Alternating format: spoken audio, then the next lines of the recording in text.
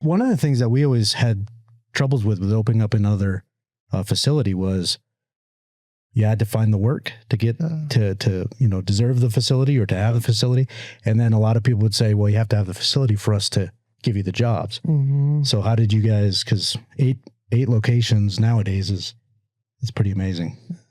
So with the drops in the oil field here and the diversification of the company, I was growing pains like in the 70s and 80s, but they kind of weathered the storm with that. And we did so much by that time, anytime everything would drop, we were fine just because we did so much and we had so much work bid out and already awarded. And so they just kind of jump these guys around. And that's one good thing about our staff is everybody is so well trained. One day they might be on a Hydro-X truck and the next day they're hydroblasting. And the day after that, they're sandblasting and painting. It just kind of everyone's so well-rounded and anybody can do anything.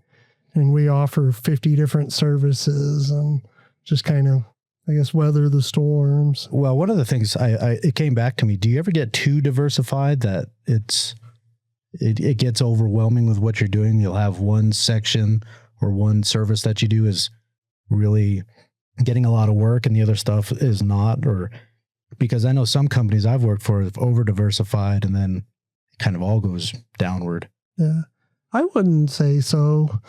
Everybody loves it and we like being busy and just keeps the bills paid. Yeah. Yes. And you got a lot of people that can, like you said, cross train, so they can do a lot of different things.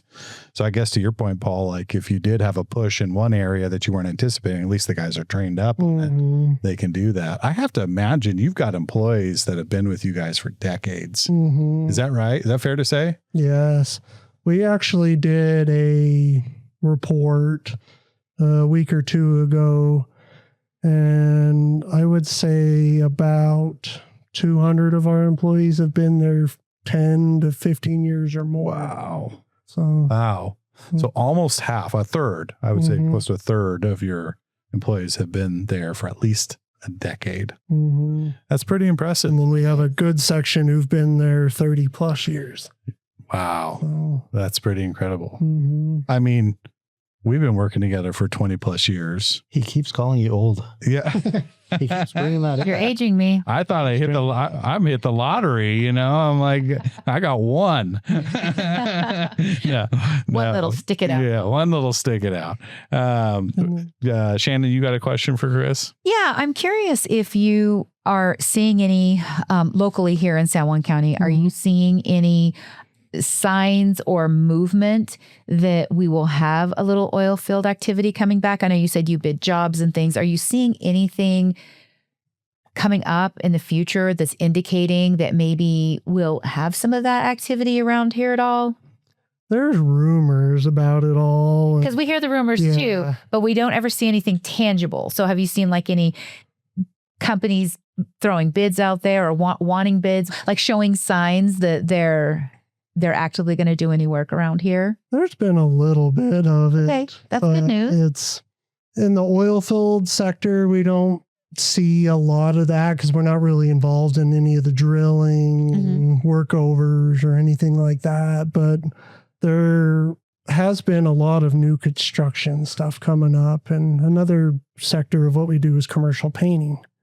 So we've done stuff at the hospitals and the Mavericks and the McDonald's, and we see a ton of that stuff coming into town that we're bidding. That's cool. I didn't realize you did those type of projects too. That's cool. And we are seeing a lot of development in that regard. Yes. And we hired a new commercial paint manager about a year ago. And I mean, he's just hit the ground running. Yeah. And we've expanded even more from what we were before him. And we never were into house painting.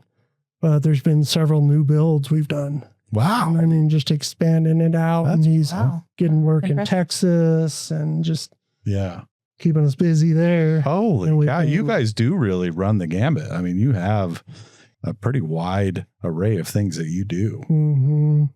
House painting to cleaning cheese curd containers. We do nasty, dirty work too. Another one of our customers is a wastewater treatment plant.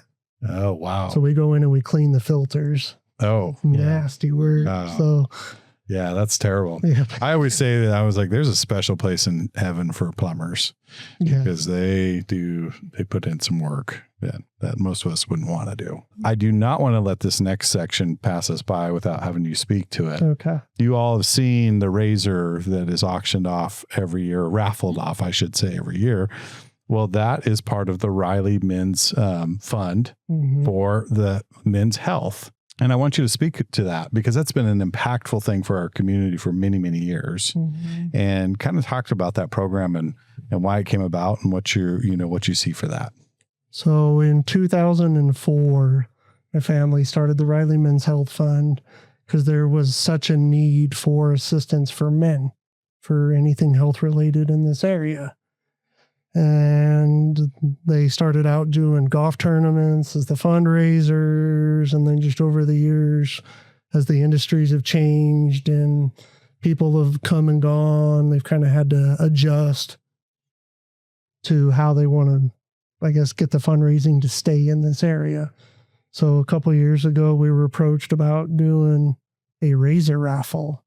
And with this area being such a big razor and off-roading area, we're like, that's a perfect idea. Yeah. So they started doing those, and the Men's Health Fund last year helped, I want to say 197 men in this area. Wow. And then there was almost $198 or $200,000 paid back to men in the Four Corners area. That's incredible. And I remember you telling me, he told me one time, he said, there's a lot of people that get taken care of in the community, but oftentimes our men are always shouldering. They shoulder and shoulder, and they quietly shoulder, and they go through mental challenges a lot. They go through health challenges, and to have a cause that is specific for men, so it's pretty incredible. So what is that money? Does that go for counseling? Does it go for their health? What does that go for? It can be really used for anything in the medical realm. It can be used for prescription glasses, contacts, fuel to Albuquerque to a doctor's appointment.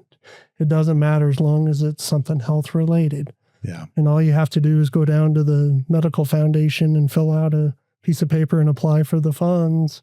Anybody can do it. Where's the medical foundation located? It's down right across from the hospital. Right across from the hospital. Right there on the backside of the Conley House. Okay. Yep. So, familiar with it. What a great cause. It is. And the community's really rallied over this razor raffle. Yeah.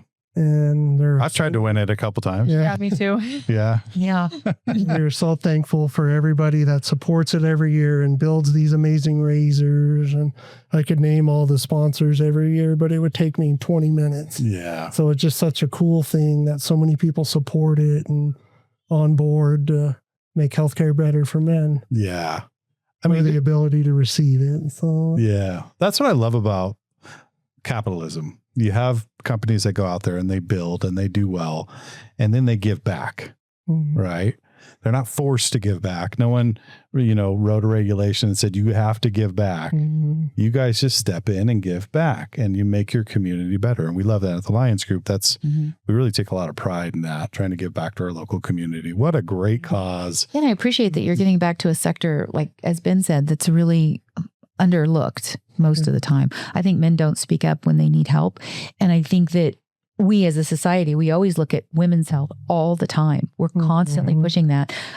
Women in sports, women in schools, advancing women in science, we look to advance women in every sector.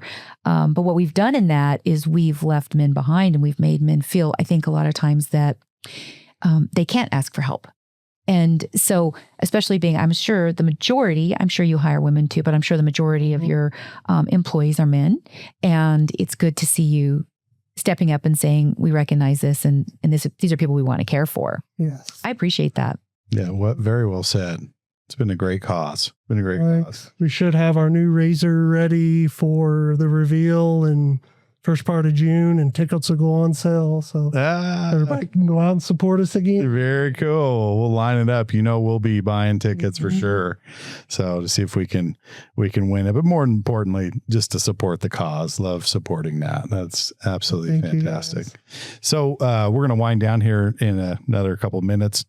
Any other questions before we wrap it up from the panel here? I was thinking that whenever you were saying you were in all these different areas and you go all over the country, do you have a team that just does permits? Because I imagine that would be hard to figure out what the regulations are for each state.